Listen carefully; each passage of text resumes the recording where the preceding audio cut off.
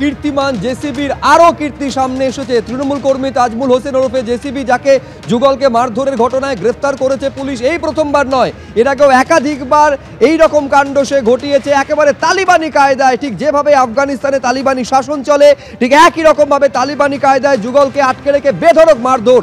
এই প্রথমবার নয়, এর আগেও একাধিকবার করেছে তাজমুল হোসেন।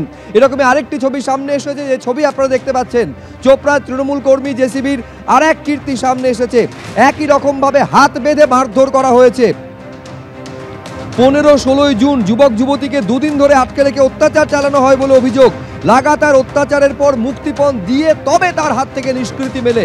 এ রাজ্যে দেখা যাচ্ছে তৃণমূল কর্মীর বিরুদ্ধে অভিযোগ এই প্রথমবার নয়, এর আগেও উঠেছে। প্রথম যে ভিডিও ভাইরাল হয়, সেই ভিডিও রাজ্য জুড়ে একটা তীব্র প্রতিক্রিয়া তৈরি করে এবং বিশেষ করে চোপড়ায়, কিন্তু চোপড়ার যে স্থানীয় মানুষ তারা বলছে যে এই ছবি নিত্য নৈমিত্তিক ঘটছে এবং গোটা এলাকার মানুষ হচ্ছে আতঙ্কে।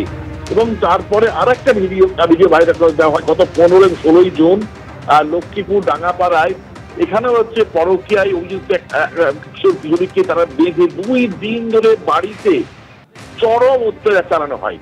মানে সেই ওই অত্যাচারের মাত্রা, এবং সেই স্থানীয় মানুষ বলছে যে চোখে দেখা যায় না এবং প্রতিবাদ তো করা দূরের কথা, এবং এই সকলের সামনে কিন্তু এই ধরনের অত্যাচার চলতে থাকে। এই যে কিশোর কিশোরী, তাদেরকে 2 দিন ধরে কিন্তু লক্ষ্মীপুরে অত্যাচার করা হয়েছে এবং চরম অত্যাচার করা হয়েছে। অত্যাচার করে যাওয়ার পরে তারপরে কিন্তু একটা বাড়িতে রেখে আসা হয় তাদেরকে। দেখো, স্থানীয় মানুষ বলছে পুলিশ পুরো ঘটনায় জানে। পুলিশ পুরো ঘটনা যখন ঘটে, এটা তো সর্বসমক্ষে ঘটছে, প্রকাশ্যে ঘটছে, এবং পুলিশের সঙ্গে এই জেসিবির সম্পর্ক অত্যন্ত মধুর। পুলিশের সঙ্গে স্থানীয় বিধায়ক হামিদুর রহমান, শুধু মধুর নয়, হামিদুর রহমানের হচ্ছে এই জেসিবির নেতা। স্বাভাবিকভাবেই পুরো ঘটনায় পুলিশ কিন্তু পুরো ঘটনা জানে এবং প্রত্যেকটা ঘটনার পুলিশ খবর পায়।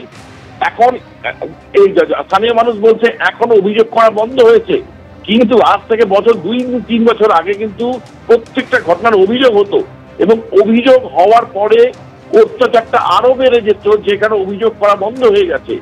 এবং এখন এই ঘটনায় কোন রকম ভাবে যদি মুখ খোলা হয়, তার উপরে যে অত্যাচার, এই যে ভিডিও গতকালকে ভাইরাল হয়েছিল, সেই ভিডিও যিনি ভাইরাল করেছেন তিনি ব্যাঙ্গালোর করেছিলেন, কিন্তু তাকে যিনি ভিডিও দিয়েছিলেন তার বাড়ি ওইখানে, যেখান থেকে ভিডিও রেকর্ডিং করা হয়েছে সেটা কিন্তু ওরা ধরে ফেলেন এবং সেই বাড়িতে তালা মেরে দেওয়া হয়েছে। অর্থাৎ বাড়ির লোকজন বাড়ি ছেড়ে চলে যেতে হয়েছে। এটা পুলিশ জানে। পুলিশ কি করবে তা নির্ধারণ ঠিক করে কিন্তু এরা। ফলে পুলিশের কোনো ভূমিকাই নেই। পুলিশের ভূমিকা হচ্ছে এদের মতনই অত্যাচারী। কোথাও কোথাও পুলিশের কাছে কিছু অর্থ খরচ করতে শুধু, ফলে আর কেউ পুলিশের কাছে যায় না। এবং যেখানে অভিযোগ করা বন্ধ হয়ে গেছে, সেখানে আতঙ্ক তৈরি হয়ে গেছে।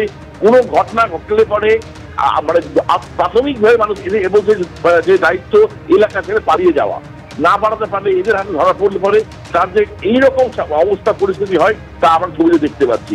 এবং এটা প্রচুর মানুষ কালকে বলছে, অন ক্যামেরা কিন্তু কেউ বলতে রাজি হয়নি।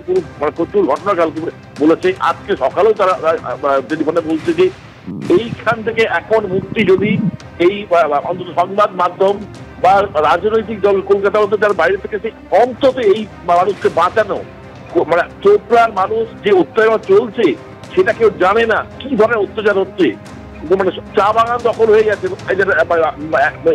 অভিযোগ করলেন, তার সম্পত্তি দখল হয়ে যাচ্ছে, বাগানে তার ঢুকতে পারছে না, পুলিশের কাছে গিয়েও লাভ হয়নি।